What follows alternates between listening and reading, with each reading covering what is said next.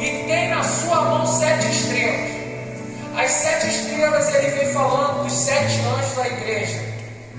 Mas os 7 candelabros são as 7 igrejas. Muitos, eu já vi muitos pregando, dizendo que o Senhor tem a liderança da igreja na mão. Mas esquece que, por mais que ele tenha a liderança da igreja na mão, ele passeia no meio da igreja dessa liderança. Assim como ele conhece quem lidera, ele conhece quem é liderado. Assim como ele conhece a gente que está aqui em cima, ele passeia no meio de quem está embaixo. E o texto vai dizer que agora ele está revelando a João a igreja de Éfeso. Éfeso, ele vem do original grego. Ele vem do original grego que significa Efésios, ou Efesinos, que significa nativo. Então ele está escrevendo a igreja dos nativos. E essas igrejas da Ásia foram a igreja que Paulo, em uma das suas viagens, ele veio abrindo essas igrejas. E agora João está na ilha de Pátimo e está escrevendo para essas igrejas que Paulo, em sua viagem missionária, veio plantando a preciosa semente da palavra. E ele veio plantando com genuidade, ele veio plantando com exatidão, e ele veio plantando com simplicidade. E ele vem falando: olha, eis que eu vejo que vocês têm se posicionado, têm colocado à prova. O que ele está falando? Ó, vocês têm discernimento, vocês têm conhecimento, vocês têm dons, mas eu tenho uma coisa apenas contra ti. Uma coisa só apenas contra ti. E o que é que Jesus tinha contra eles? Que eles abandonaram a essência do novo nascimento. Eles abandonaram a prática das primeiras obras. Eles abandonaram o início, aquilo que movimentava eles por dentro do início. E tem uma coisa aqui, eu quero que você preste muito bem atenção.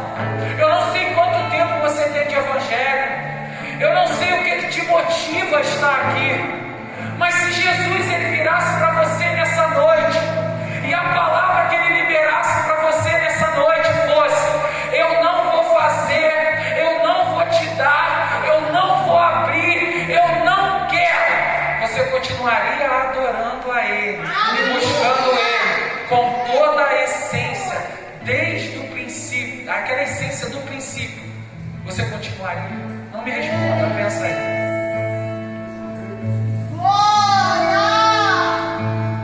E o texto, ele vem desenrolando, e ele vem falando: olha,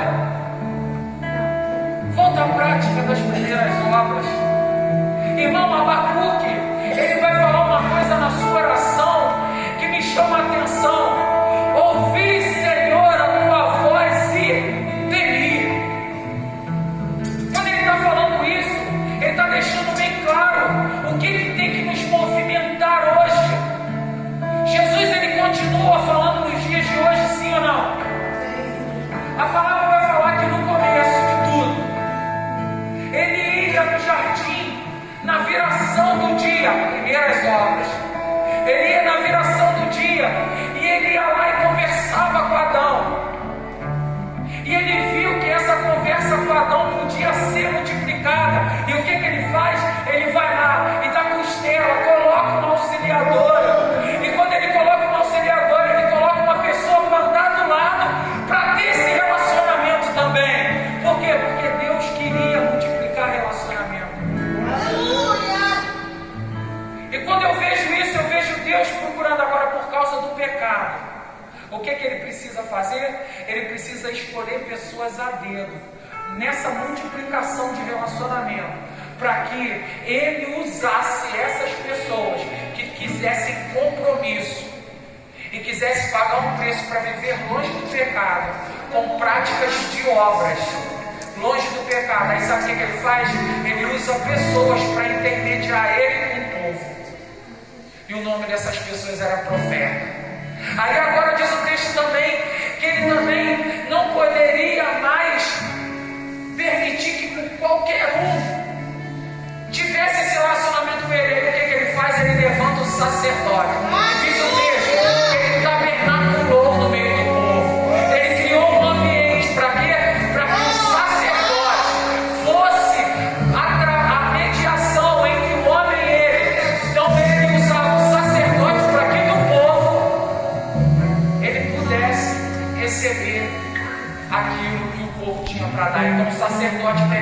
o povo diante dele.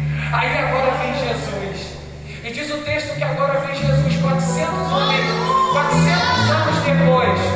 Jesus ele vem depois de um período em que não se havia mais sinais na terra. E eu fico imaginando, irmãos, 400 anos Deus ficou sem falar. Mas eu também, ao mesmo tempo que eu imagino esses 400 anos que Deus ficou sem falar, eu imagino também o que foi que motivou o povo a continuar. Meu Deus! O que motivou aqueles remanescentes a continuar, a perseverar, a passar de um para o outro, de um para o outro. E eu fico imaginando que quantas vezes escutaram o que Isaías disse: um filho se nos deu, o principado estava sobre os seus ombros, o seu nome é maravilhoso, conselheiro, Deus forte, príncipe da paz. E eu fico imaginando geração passando para geração, que a palavra um dia ia acontecer e aquilo motivava o povo. E certa vez se levanta um homem no meio do caminho, no deserto, pregando uma palavra. Que palavra é essa? Olha, eu vos batizo com água, mas o que vai vir depois de mim vos batizará com fogo. É prática de primeiras obras.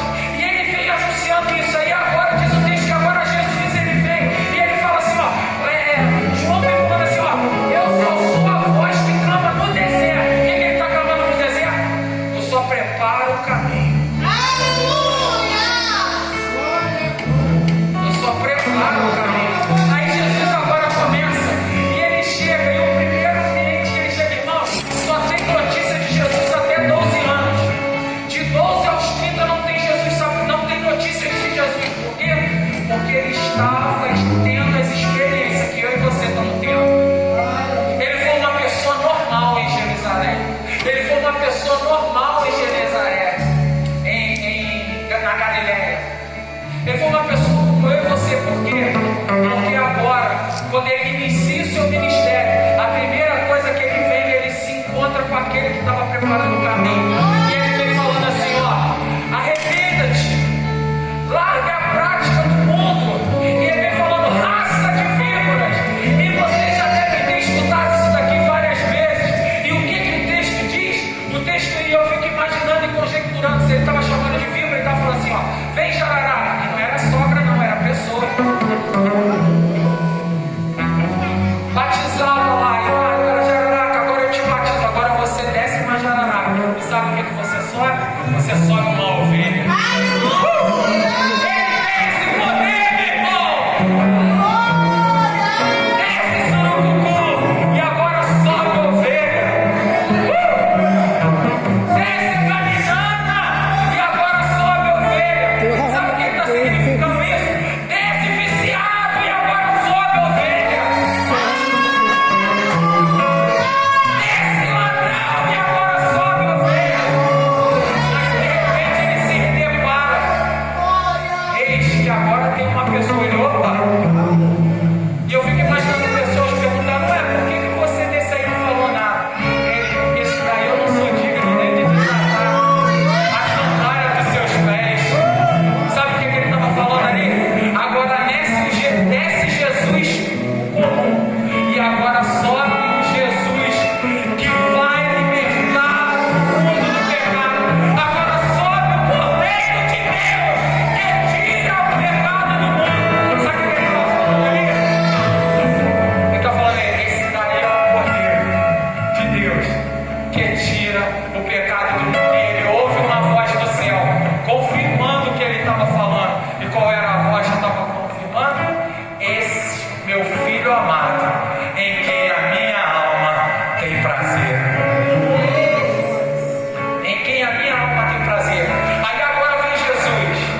Se no Éden, o primeiro Adão perdeu o contato do relacionamento, agora precisa de um profeta para ouvir a voz dele, para falar para o povo. Mas também precisava de um sacerdote para ouvir a voz do povo para Deus. Agora vem se cumprindo o que Isaías falava. E agora vem Jesus tocando o homem por fora, mostrando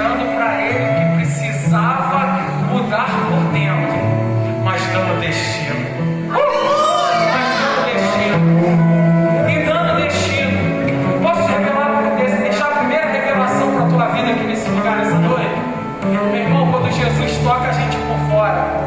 Ele vem tocar a gente por fora, não é para revelar o que Ele é, não. Ele vem tocando a gente por fora para revelar a gente para a gente mesmo. Esse é o Cordeiro de Deus que tinha pecado em mim, que eu não sou digno nem de desatar as sandálias dos seus pés. O que ele estava falando ali? Isaías, a palavra vai falar que Isaías capítulo 6, até o capítulo 6 ele vem falando, ai disso, ai daquilo, ai de fulano, ai de ciclano, mas quando chega um dia que ele tem uma ameaça de perder o conforto do ambiente que ele estava, ele vai para a igreja, como talvez você chegou aqui como se fosse um dia normal, e quando ele chega na igreja ele fala assim, eis que eu vi um dia normal, eis que eu vi o Senhor assentado no alto do e ele, ai de mim que vou obedecer. Por quê? Porque quando você chega num dia normal e vê aquilo que é sobrenatural, não é para revelar a grandeza do Deus que você está vendo, mas é para revelar o quanto nós somos diante dele. O quanto nós somos diante dele. E agora o texto vai revelar que Isaías, ai de mim que vou perecendo, porque eu vi o Senhor assentado no alto sublime trono, e o séquito, a aba das suas vestes enchia o templo, e aquela voz perguntou, a quem enviarei e quem há de vir por nós? Aí depois que ele descobriu quem ele era, ele vira para o pai e fala assim, Senhor, se é no palácio ou não, se é com o rei ou não, se é no ambiente que eu quero ou não, eis-me aqui, envia-me a mim. Ele fala, quando ele fala assim, eis-me aqui, envia-me a mim, ele está dizendo, Senhor, se tu não me enviar até ele, pode ficar tranquilo, que quem tu enviar a mim, eu quero ser usado por ti, porque eu reconheço quem eu sou diante do Senhor. E sabe o que Isaías era diante dele? Um profeta de boca suja. Meu Deus! Porque ele reconheceu quem ele era. Ai de mim que vou perecendo, porque sou um homem de lábios impuros e habito no meio de um povo de impuros lá. Aí vem Matenais, ele fala assim, se tu reconheceu quem tu é, agora vou eu tocar naquilo que tu precisa, vou eu tocar e transformar aquilo que tu precisa. E sabe do que Isaías precisava? Só de uma boca disponível para Deus usar. Aleluia! Meu irmão, deixa Deus usar a tua boca, deixa Deus usar os teus lábios. Ele vai com Matenais, ele tira uma brasa viva do altar e toca no lábio de Isaías, e Isaías nunca mais foi o mesmo. Então, se você não quiser ler a Bíblia, só lê Isaías, só leia Isaías, só leia Isaías, que você vai ver o quanto Deus foi e por que ele foi considerado um profeta messiânico. Primeiro, porque ele viu quem ele era. Segundo, ele sabia onde estava. E terceiro, quem o chamou. Ei, você sabe quem você é? Você já viu quem te chamou? E você sabe qual é o propósito que você está inserido? Posso te fazer um desafio aqui? Pensa aí, não me responde. Deus tem uma bênção para você ou tem você para a bênção?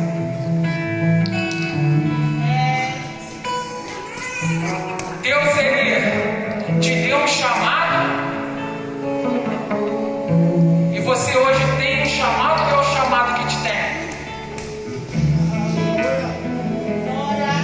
Deus tem um propósito para você ou tem você com propósito? O escolhido tem escolha ou é a escolha que tem o escolhido? E agora o texto vai falar que João, aquele discípulo que Jesus amava, ele está no lugar que não quer, num ambiente que não queria, mas ele amava tanto o propósito e o ambiente que ele estava, que ele entendeu o tamanho da prova que eu estou vivendo e o tamanho da luta que eu estou vivendo é proporcional à revelação que ele quer me dar.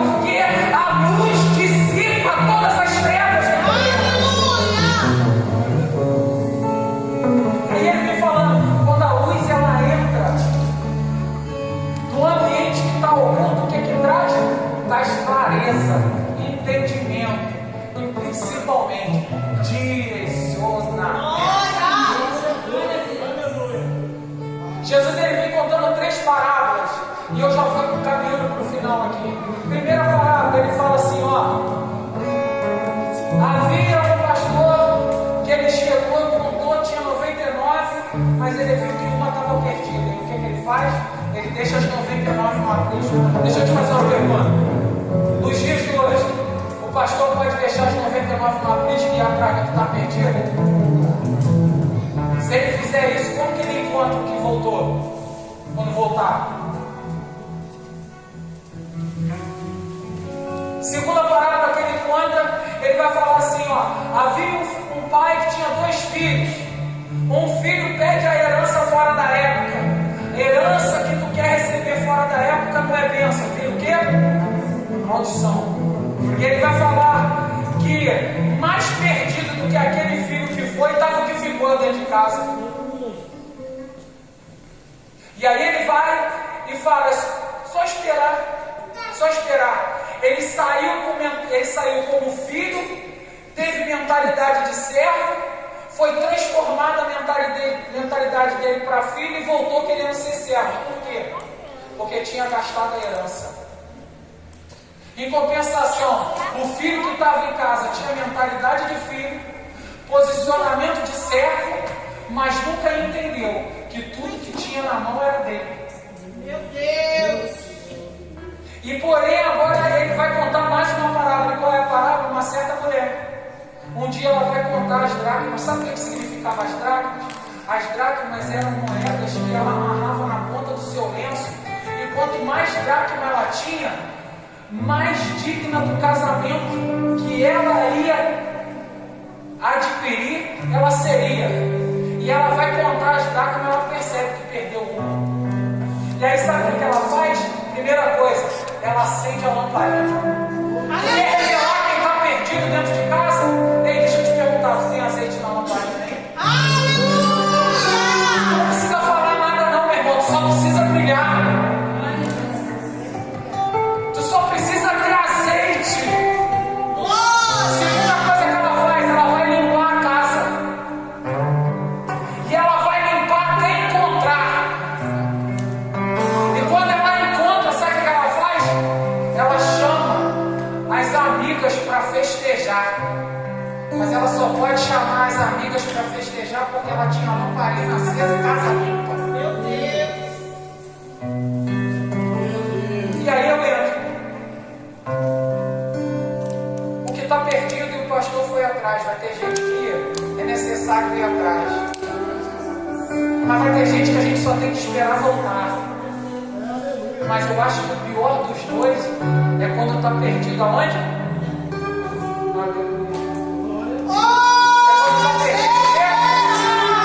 Sabe por quê? Porque perdeu a prática das obras. Perdeu a prática das primeiras obras. Perdeu aquilo que queimava dentro dele. Perdeu aquilo que motivava ele. Deixa eu te falar uma coisa. Será que é só eu que tenho saudade daqueles cultos que quando a gente chegava aqui num ambiente como esse, a gente não sabia se a igreja subiu ou se o céu desceu? Será que só eu que tenho saudade daqueles cultos que a gente não quer que termina muito, que ele termina nunca? Será que a gente não tem saudade daqueles cultos que o amor de Deus é tão grande, no ambiente que a gente chora? Porque esse ambiente de amor revela o quanto nós não somos merecedores. Ei, irmão, sabe o que é avivamento? Avivamento não é o que recebe. Avivamento é o quanto você está disposto a se tornar.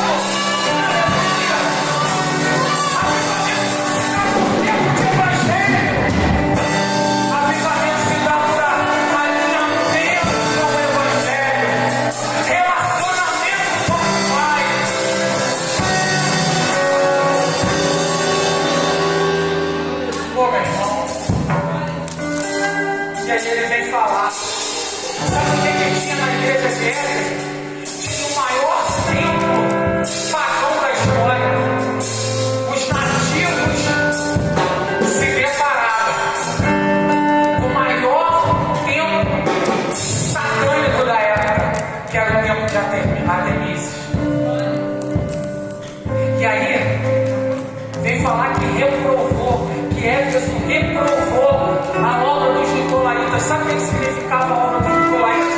Falava o famoso que a gente escuta muito: isso não tem nada a ver.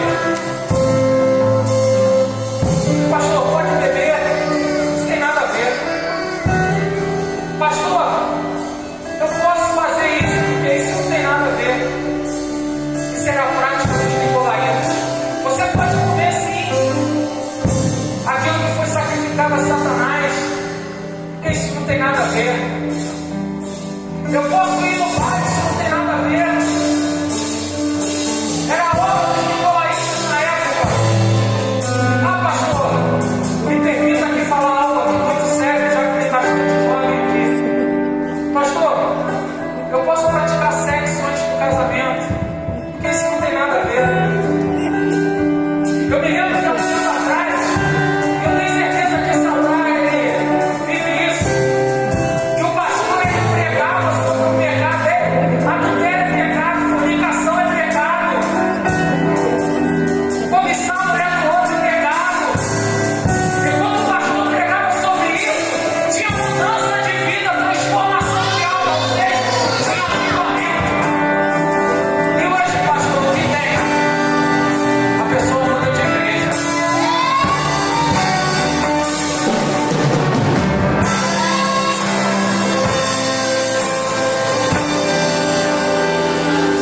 A pessoa muda de igreja.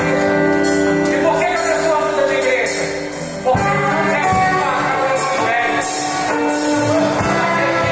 O lugar tem o evangelho que se enquadra a ela.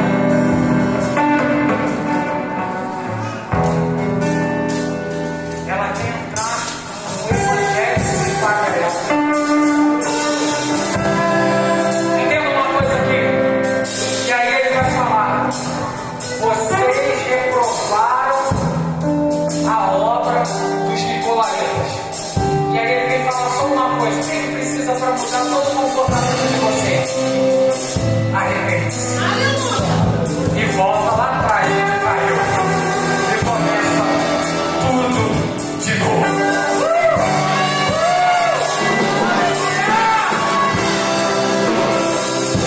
Aí sabe o que ele faz? Ele fala assim, ó: e aquele que vencer, darei o direito de comer da árvore da vida. E aí ele termina dizendo: quem tem ouvidos, ouça. Sabe qual é a palavra para ouvir no hebraico? Se chama Shema. E sabe o que essa palavra Shema significa? Duas coisas. Primeiro é ouvir. E qual é a outra? Obedecer.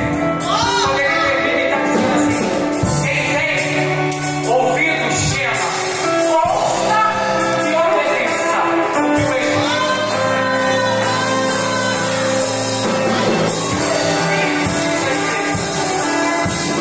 vira uma pessoa que está do seu lado aí. E aí? Vai continuar sacrificando ou vai obedecer? Então escuta. Ouça o que o Espírito está dizendo para você nessa noite. E era isso que ele estava esperando de Nicodemos. Nicodemos, Shema, não se obedeça o que eu estou te falando, Nicodemos. Olha, o que nasce da água é água, mas o que nasce do Espírito, ele estava falando assim, ó: o que eu estou te dando é palavra, mas o que vai vir depois de mim e vai te tocar no Espírito, vai trazer para você um entendimento que você ainda não tem. Vai trazer para você um direcionamento que você não tem. Tanto que agora Jesus ele morre. Quem é que vai zelar pelo corpo de Jesus? Nicodemos e José de Arimateia. Por quê? Porque ele agora estava em busca, não mais do Jesus morto. Ele estava investindo no corpo de Jesus. Ele estava investindo no Jesus morto. Mas ele sabia que havia uma promessa. E qual era a promessa? No terceiro dia eu vou ressuscitar. E quando eu ressuscitar, a experiência que você vai ter comigo vai te direcionar para um ambiente diferente. Irmãos, e quando eu escuto essa palavra, eu tenho mais 10 minutos, pastor? 10 minutos, por favor.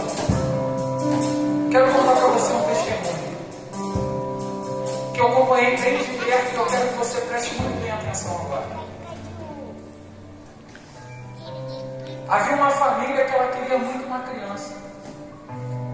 Efésios vai falar que nós fomos constituídos nele antes da fundação do mundo. O que ele estava falando?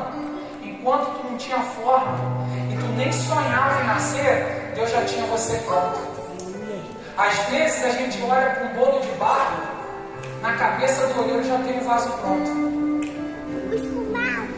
E aí o que é interessante é que agora essa família, ela quer muito uma criança, essa criança nasce. E quando essa criança ela nasce com uma má formação congênita. E essa má formação congênita traz muito conflito para a família, porque ela já nasce e ela precisa ir para um ambiente. E esse ambiente que ela fica naquela época morre. E aquela família estava no Acre, e lá no Acre não tinha estrutura para essa mãe ter esse filho lá, então ela volta para o Rio.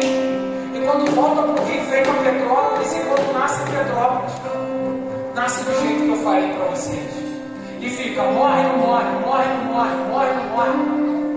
E de repente o vô daquela criança, por se tratar do primeiro filho homem daquela família, era o primeiro filho? Então está todo mundo ligado aí, né? Vou repetir, só a pastora respondeu. Era o primeiro filho?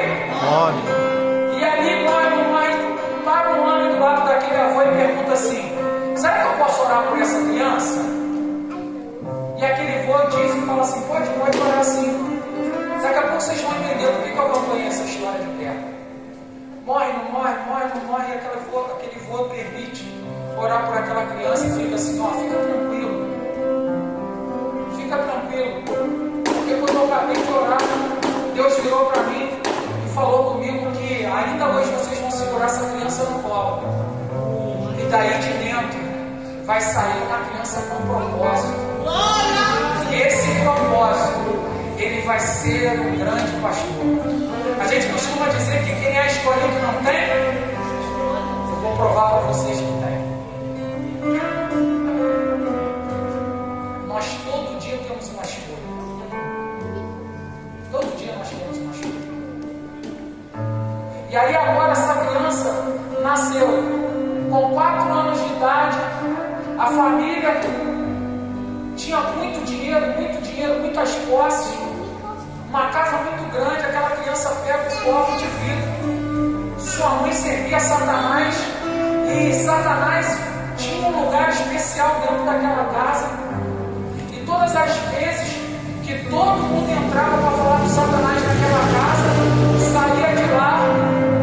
Mas quando era a vez daquela criança entrar, Satanás falava assim: ele não pode entrar não, porque ele tem propósito. Aquela criança com um copo na mão sai correndo para pedir mais refrigerante à sua mãe. Todo mundo que estava sentado na sala viu o tapete levantar, a beirada, e aquele tapete ser puxado. Aquela criança com 4 anos de idade cai com o copo na mão, copo de vidro, vaza sua mão.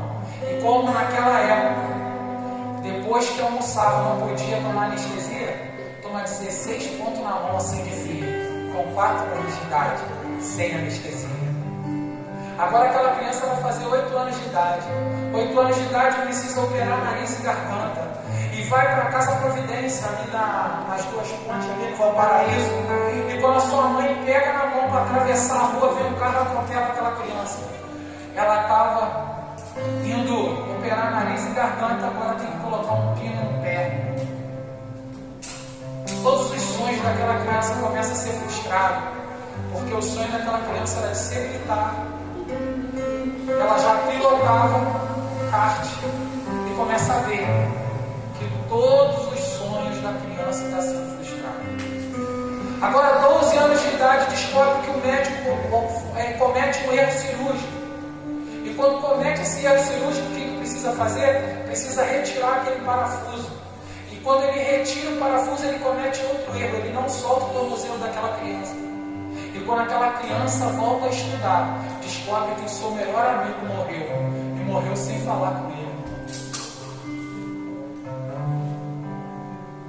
Agora com de 15 para 16 anos, ele precisa fazer um reparo no seu tornozelo.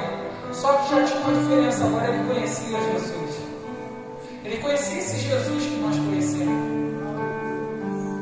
E ali começa todo um trabalho. Ele tem que colocar uma placa e 4 parafusos na sua perna. Mais uma vez, o seu sonho é frustrado. Ele via todos os seus amiguinhos indo para tudo quanto era lugar. No mesmo time de futebol, ele jogou 10 anos. Ele estava com a moto ali já preparada para mudar de categoria, para poder participar da categoria juvenil. E ele vê seus planos sendo frustrados. O ano que ele perdeu seu amigo, tem que fazer uma reparação na sua perna. E por ele não ter correspondido àquilo que o seu pai investiu na vida dele, ele perde a chance e o sonho dele de continuar competindo. 16 anos de idade. E agora ele vai fazer um exame e ele descobre, nesse exame, que ele tem uma doença degenerativa no rim. Por isso que vocês, a maioria acredito que aqui já sabe, os pastores meu amigo aqui já sabem. Ele descobre que tem uma doença degenerativa nos seus rins, devido a tanto antibiótico, pressão alta. E ele descobre que dali aproximadamente 4, 5 anos, ele terá que dar entrada na hemodiálise. E o que ele faz? Ao invés dele se aproximar de Deus, ele se revolta e abandona o propósito. E ele abandona o propósito. E agora ele começa a fazer tudo o que Deus reprovava. E no começo, irmãos, é tudo muito bom. O diabo ele vai te dando, te dando, te dando, te dando, te dando, te dando. Só que chega uma hora que ele arranca tudo de uma vez só. Porque a alegria dele é te ver sofrer. A alegria dele não é ver você somente longe do Senhor, não. Ele quer te matar, ele quer roubar o que você tem, mas a maior felicidade dele é te ver de espírito, sabia disso? Aí agora no dia 16 de novembro de 1999, ele chega no último estágio de uremia. O que significa isso? O sangue dele vira água. Ele colocava através do sangue pelo nariz e pelo ouvido urina. Ele chegou, o rim dele parou de funcionar. E ele dá entrada no Hospital Santa Teresa às 4 horas da tarde, nesse último estágio. E o médico vira para aquela família e fala assim: ó, se vocês têm plano de assistência funerária, se vocês têm campa, vocês podem começar a preparar tudo, porque ele não passa dessa noite. E quando foi às 11h49 da noite, ele começou a convulsionar. E no dia 16 de dezembro de 1999, aquele garoto que nasceu com um propósito, ele veio ao óbito. E ali ele morre. E a pergunta que eu te faço: quem é escolhido tem escolha? Jesus.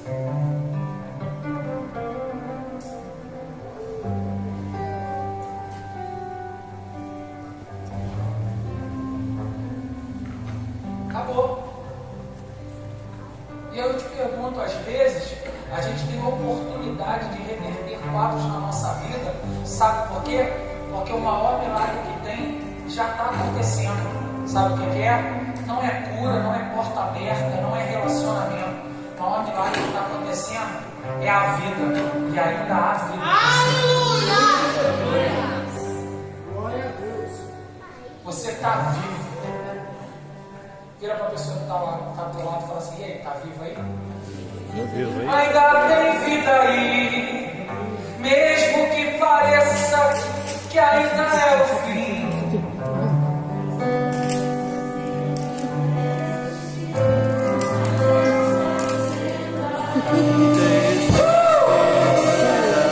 Ainda tem vida aí.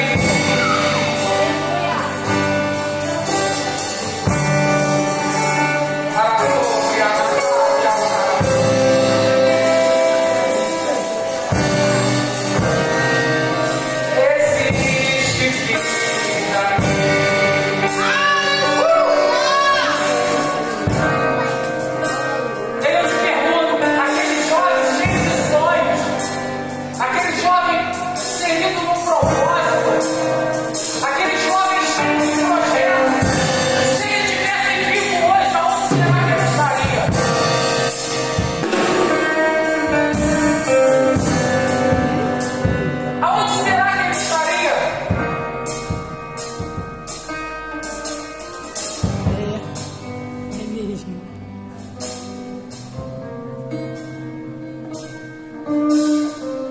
dizer para você onde ele estaria. Melhor. Eu tenho convicção de onde ele está.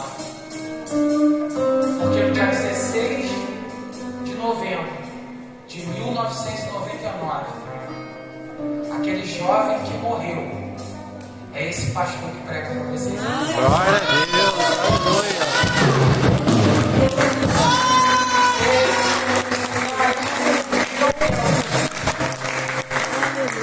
Irmão, a Sara e a Chá. Eu me lembro como se fosse hoje. Aquele Rodrigo morreu. Eu comecei a convulsionar às 11h49 da noite do dia 16 de novembro, dezembro de 1999. Dezembro de 1999. E eu olhei para o lado e eu vi os equipamentos que estavam ali, tudo parando. Eu escutei a máquina parando. Senti uma dor muito forte no meu peito. Daqui a pouco eu olhei para baixo assim, eu fiz assim para baixo. Quando eu me vi com a dor no peito e deitado na minha cama, dentro do Hospital Santa Teresa. E eu comecei a cair dentro de um abismo, de um buraco desesperador. O salmista vai falar que ainda que eu ande pelo vale da sombra da morte, não temerei mal nenhum. Por que ele sabe que se ele andar no vale da sombra da morte, ele não vai temer mal nenhum? Porque ele estava na presença do Senhor. E ele sabia que aquele que começou a boa obra, ele é fiel para cumprir. Ele é poderoso para fazer infinitamente mais do que nós pedimos e pensamos. E eu só fiz um pedido no Senhor. Eu falei, Senhor, é engraçado até agora eu te pedir perdão, né, Pai? Mas eu falei, Senhor, lembra do propósito que tu me inseriu e eu o abandonei. Mas se tu me der esse propósito de novo, eu nunca mais largo o processo. Dá minha vida de volta. Dá minha vida de volta. E se tu der a minha vida de volta, eu vou pregar. E as últimas pessoas que eu tinha visto foi meu tio, meu pai e meu primo. Pessoas que em 20 anos da minha vida eu nunca tinha visto chorar. E aquele dia, eles vendo eu botar sangue por tudo quanto era lado na minha vida, eles choravam. E eu falei, eu vou pregar para minha família até o último dia da minha vida, sem dar uma palavra sequer, que o Senhor é o Senhor e que tem um propósito para todo escolhido, desde que ele se mantenha na escolha. E eu acabei de falar isso, eu senti a primeira dor no peito, senti a segunda dor no peito, senti a terceira dor no peito. E quando eu senti a terceira dor no peito, eu sentei na cama. Quando eu sentei na cama, enfermeiro, meu amigo, Carlos Pacheco, hoje pastor também, ele estava com a máquina de choque na mão e falou pro médico assim, eu vou tentar mais 2 vezes, doutor. E o doutor virou para ele e falou assim, já acabou, tá morto. Ele, doutor, eu posso tentar mais 2 vezes? Ele pode. E ele tentou mais 2 vezes. E na terceira vez eu sentei. Quando eu sentei, ele estava com o aparelho na mão. E ele colocou o dedo na minha cara e falou assim, ó, Deus te deu a tua vida de volta. Porque tu não tem mais o direito de abandonar o propósito. Porque repetir o processo não faz mais parte da tua história. Quando ele acabou de falar isso, eu olhei pro lado. Quando eu olhei pro lado, as máquinas se cagavam assim, ó. Quando eu olhei pro lado, eu vi as máquinas assim. Depois que ele falou, Deus te deu tua vida de volta. E eu olhei pro lado, as máquinas começavam. Ou seja, Deus me deu minha vida de volta antes mesmo que meu coração tocava aqui. Aí agora, meu irmão, para voltar ao propósito e ser inserido no processo, tu tem que fazer o caminho de volta. Aí você pensa que foi fácil até esse dia, tu não imagina o que aconteceu depois. Você quer saber o que aconteceu depois? Numa outra oportunidade eu conto. Se coloque de pé.